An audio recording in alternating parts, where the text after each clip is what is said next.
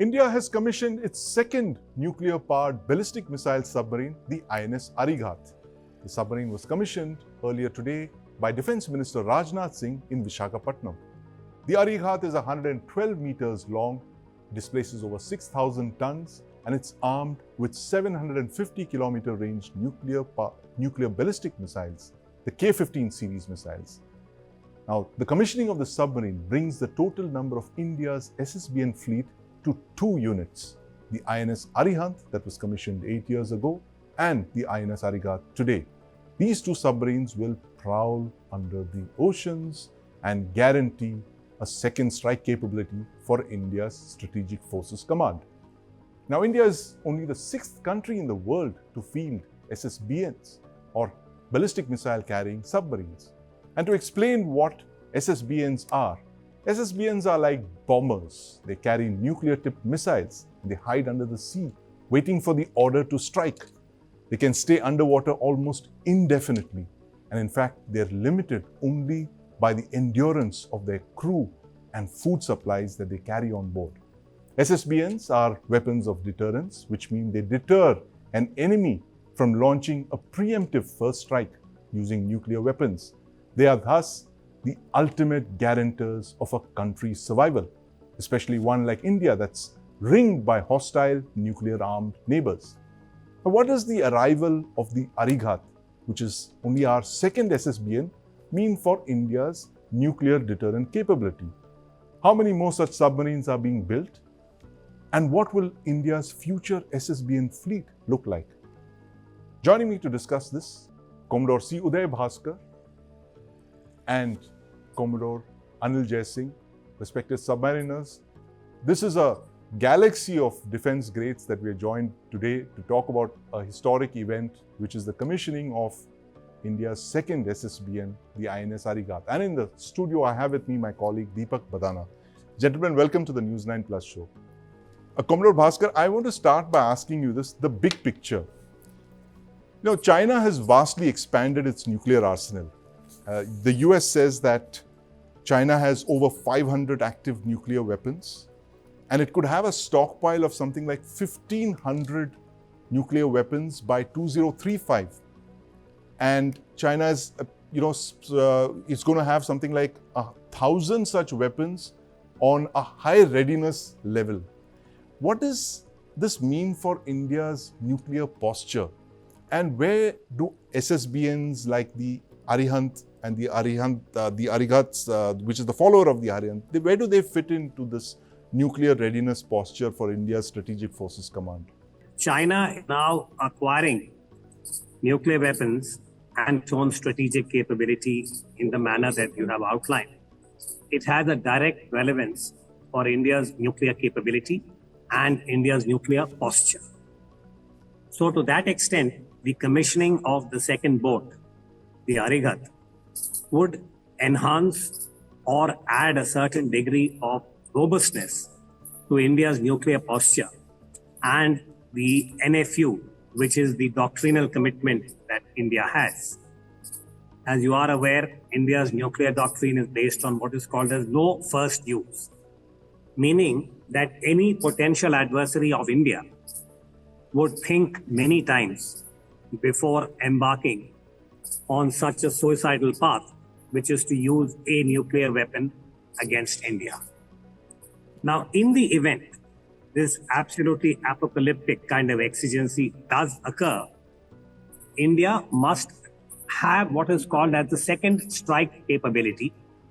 And as you pointed out in your opening remarks, an SSBN, that is a submarine with nuclear propulsion, which also carries ballistic missiles which are nuclear tipped, are the ultimate guarantors of a nation's survival. So these 2 submarines in the current case, the current instance, they are very nascent, enhance India's credibility of second strike and thereby give a certain degree of robustness to India's NFU, that is the no first use. But let me add, Sandeep, that these are very preliminary steps. Right. With a missile which has a range of 750 kilometers, as has been mentioned, this does not qualify for a ballistic missile range Right. in the traditional sense of the term. For that, you have to cross 3,000 kilometers. Yes. And that is a work in progress. So my own observation now is this is an important step, but let us not overinterpret Right. the efficacy of India's second strike capability at this stage. It is a work in progress. Work in progress indeed. Admiral Sushil, I'm going to go to Commodore Anil Jai Singh. Commodore Singh, welcome to the News9 Plus show. I'm going to ask you this about the complexity of building nuclear submarines. 40 years, only 2 nuclear boats. That's a long time, a work in progress, as Commodore Uday Bhaskar mentioned, but that's a long time, 4 decades and only 2 submarines, just 2 more in the pipeline, after which this program ends and possibly a new program begins. Explain to our viewers why nuclear submarines are so complex to build. Why have so few countries been able to perfect SSBNs? I think the SSBN capability is something very unique, and that is why it's restricted to only 6 nations at the moment. Firstly, of course, it's only going to be developed by a country which thinks it needs such a capability. It is not everybody's cup of tea. Yes. India is looking to play in the big league. We want to be on the top table. It's a critical requirement to be on the top table. All the 5 permanent members of the United Nations Security Council have this very, very potent deterrence capability of their own. Plus, of course, the offensive element that such a submarine brings into the strategic domain. So from that perspective, India for a long time, I think right from the 60s, was very clear that we do at whatever point of time, we do want this capability. Yes. Obviously, developing a capability like this is an uphill task. It's technologically complicated. It's a technology nobody shares with anybody else. Right. So you have to go about it all on your own. And when we look at 40 years as a number, it seems alarmingly long. Right. But if you see the way the program has progressed over the years, I don't think it is that long, because when Arihant more or less matured as a submarine, we should take that as the timeline for saying that we could make our own SSBNs. Right. Subsequent SSBNs obviously are complex platforms. I'm sure there are improvements. Arighat must be an improved version of the Arihant. The next 2 will be further improved. They'll be larger. They'll be catered for a better weapon. Yes. They'll have more capabilities on board. The reactor may be slightly different. I don't know what the specifics are, but I would think that anything coming ahead would be a little more advanced. So obviously, all these things take time to mature. Secondly, as Admiral Sushil did make a mention before he went off the air, the reactor itself is a very complex piece of machinery. Yes. Just to set up a civilian nuclear capability takes long enough and is challenging enough. Yes. Here you're trying to miniaturize that reactor, Right. put it on a steel cylinder, which is going to be operating for months underwater. Yes. And you have to ensure that it's absolutely foolproof. You cannot afford to have a nuclear accident at sea. Yes. That crew is constantly exposed to a reactor on board a submarine for months on end. Right. So when you take all these factors into consideration, and a submarine is a very complex platform by itself. If you go inside one, you realize it's a maze of pipes, valves, systems. Yes. So even a system that is proven in a lab or is proven on a shore facility, once it goes on board and then installed, it brings with it a whole new set of complications. Temperature, shock, vibration, environment, the layout of pipelines. Certain places, because the pipeline is laid in a particular way, you're not getting the desired pressure. Right. Leak. Right. All kinds of things. And you have to start tackling each one individually. Sometimes it could happen that you can't even find out why the defect is happening. You don't know where it's originating from. So you have to literally strip things apart, put them back again. Yes. Before you confidently say that, yes, this submarine is now ready to go to sea. Like I said, the first time SSBN goes to sea, you have to be sure that it's not going to end up with any sort of untoward incident happening on board. Absolutely, as there have been several such accidents across the... Now, very complicated indeed, yes. Yeah, if you, just to add one more line, if you were to take any country's SSBN programs, yes, countries have been building SSBN now for 60, 70 years. The US has been building it ever since World War II got over. Right. Even when they introduce a new class of submarine, it takes 10 to 15 years, 18 years for it to fully mature into an operational program which can be deployed. You see how long the Barracuda took, the French Barracuda. You see how long even SSNs have taken, forget about the SSBNs. Right. And they've all gone way over cost. They've gone way over time. Yes. So it is a very complex, they say SSBN is more complicated than a spaceship. So absolutely. Obviously, and bottom line is that we've had to do it all by ourselves. We didn't have anyone supporting us in the program. Nobody shared technology with us. We have a constraint of budgets. We have a constraint of resources. Despite that, if we've done it, well, full marks to industry, technology, the Navy, and everybody who's been sort of part of this program. Absolutely. It's a technological breakthrough. And, while we do admit that it's a small submarine, it fires short-range missiles, and it's a baby boomer, in fact. It's called that because of the size of the boat. But I want to ask Commodore Uday Bhaskar this question that he made earlier. The point that you made, Commodore Bhaskar, the fact that it's only when we possibly can fire missiles from the Bay of Bengal that we can actually have, lay claim to the fact that we've achieved a second strike capability. Tell us why this is so important and why the Bay of Bengal? Well, two reasons, Sandeep. And before I get there, can I do a 30-second? I want to add a point to what AJ has just said. Sir. Yes. India's accomplishment, both the Arihant and today the Arighat, have to be seen in a larger geopolitical and techno-strategic context, which is that after 1974, when India carried out the peaceful nuclear explosion when Mrs. Indira Gandhi was the Prime Minister, we were placed under very severe technology sanctions, denial regime. Not a screwdriver, not a pin would be imported by India. It's against this backdrop of being ostracized that the Indian technical community, whether it is the atomic energy, the BARC, the Navy, the submarine builders, whoever, and India's private sector, the small scale sector, they all came on board, did the extra mile.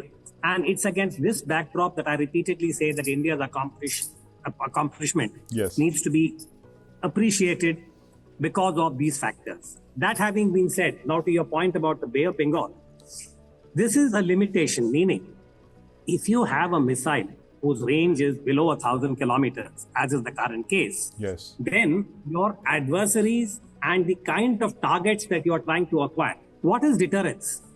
It is about the ability to acquire a target in a potential adversary's geography and be able to signal that that particular asset is under your scanner, meaning that you can strike it at will. Now, if you have a range of just 750 kilometers, then the radius of your operation gets circumscribed. So therefore, for India to be a credible SSBN power, to have the kind of robustness of second strike, you should be able to operate not just Bay of Bengal, but deep into the Indian Ocean. And if need be, you should be able to move into the Pacific.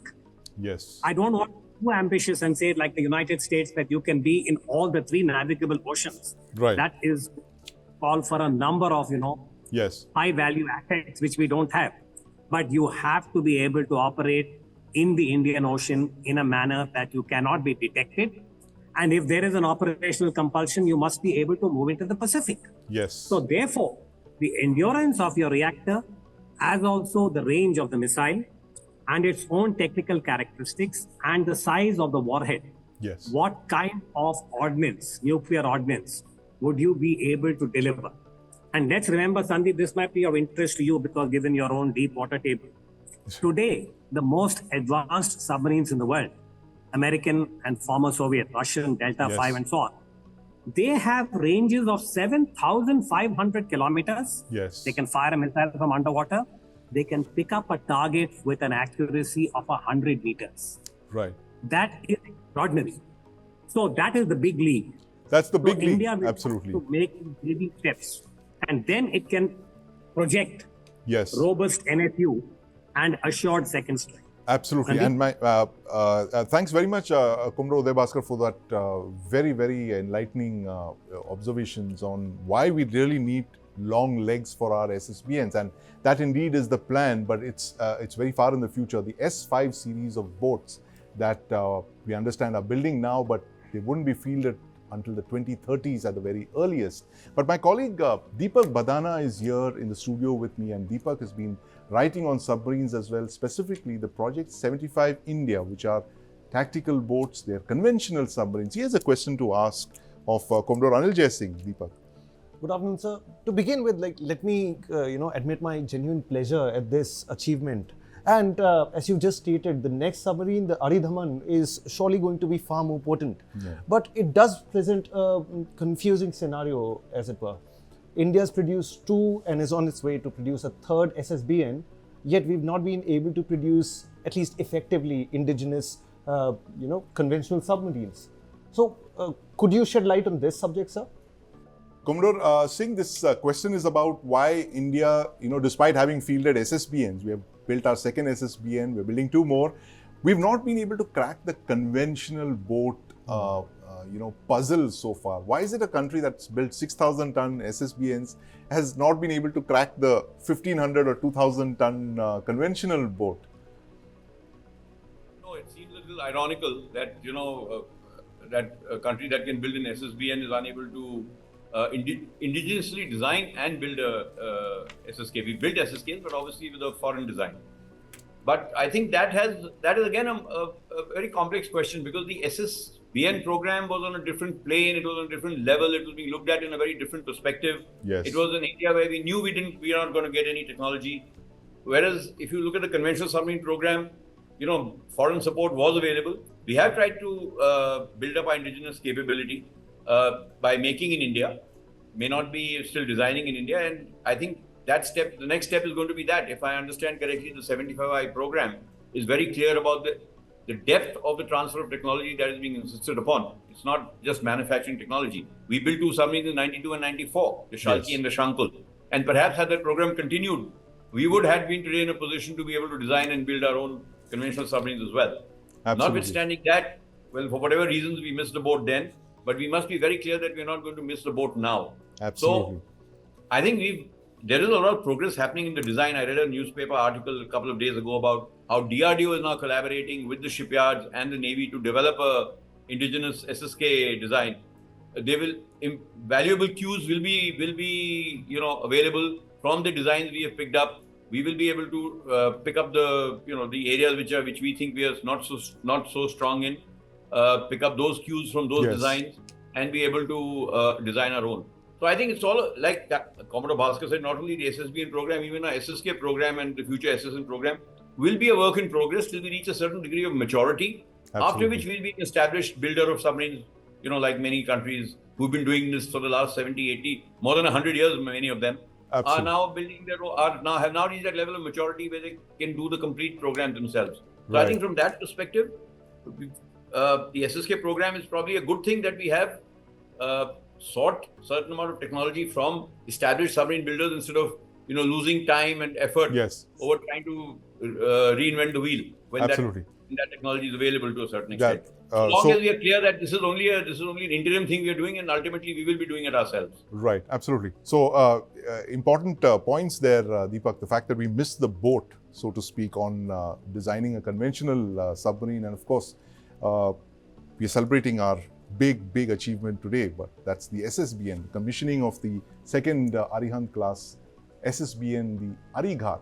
And of course, as our esteemed panelists have just told us, these are still baby steps. It's a very significant first step, but these are still baby steps. There are many years to go before India can truly field a credible second strike capability of the kind that the big boys in the SSBN club have. Thank you very much for joining us, Commodore Uday Bhaskar, Commodore Singh, and my colleague Deepak Bhadana in the studio here with me.